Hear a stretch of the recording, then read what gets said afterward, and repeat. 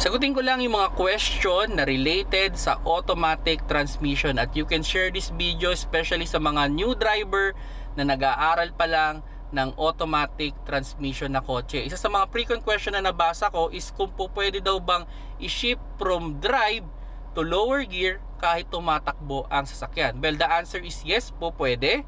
Pero dapat mabagal ang takbo ng inyong sasakyan. Kasi mga paps, pag mabilis ang takbo ninyo at pinasok nyo yung low gear, there's a possibility na ma-experience ninyo yung biglaang pagbagal ng inyong sasakyan. Kung i-relate natin yan sa manual transmission, for example, tumatakbo kayo ng mga 30 to 40 kph or nasa third gear kayo at bigla nyo pinasok yung first gear, there's a possibility na ma-experience nyo yung tinatawag na engine brake o yung biglaang pagbagal. Kaya yung mga paps, no, pag kayo ay mag-shift ng gear, siguraduhin ninyo na mabagal ang takbo ng inyong sasakyan. And yung second question is kung from low gear, pwede daw bang i-shift to drive agad-agad? Well, dito naman walang problema na mga paps. Kahit i-shift mo yan, kahit mabilis ang takbo ninyo from your low gear at i-shift nyo sa drive, walang problema na yon. And yun, third question is ano daw ba yung use nung 3 and 2 dun sa kanilang shifter? Okay, ganito mga paps yung idea niyan, ano?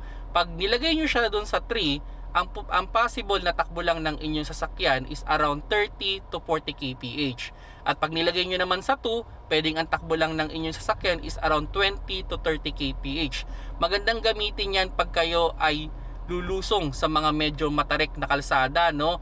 Kumbaga, kung gusto nyong takbo nyo lang is around 30 to 40 kph, pwede nyo siyang i-select dun sa third gear, no? At kung gusto niyo naman ng 20 to 30 kph lang yung paglusong ninyo, pwede nyo rin niyang gamitin. Ilagay nyo lang siya sa number 2. Kumbaga, ang idea dito mga paps, pinipigilan natin na mag-shift dun sa mas mataas na gear yung ating transmission, no? Ito ang pinaka-advice ko sa inyo dyan mga paps, no?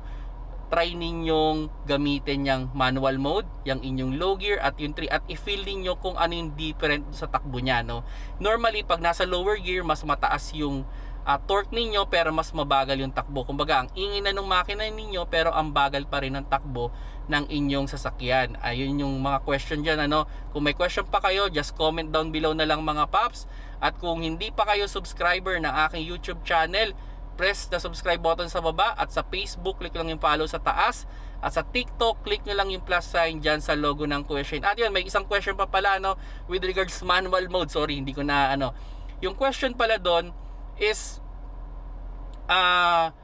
hindi pa masisira kung mali-mali yung pag-gear sa manual mode. Hindi naman mga paps, kasi pag mali yung sinishift ninyo, hindi pumapayag ang manual mode. Nag-a-alarm yan normally o hindi niya pinapansin.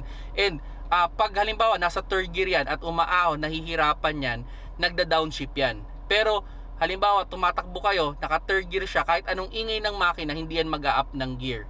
So that's the idea naman ng manual mode, no? Salamat sa panonood. Keep safe mga paps.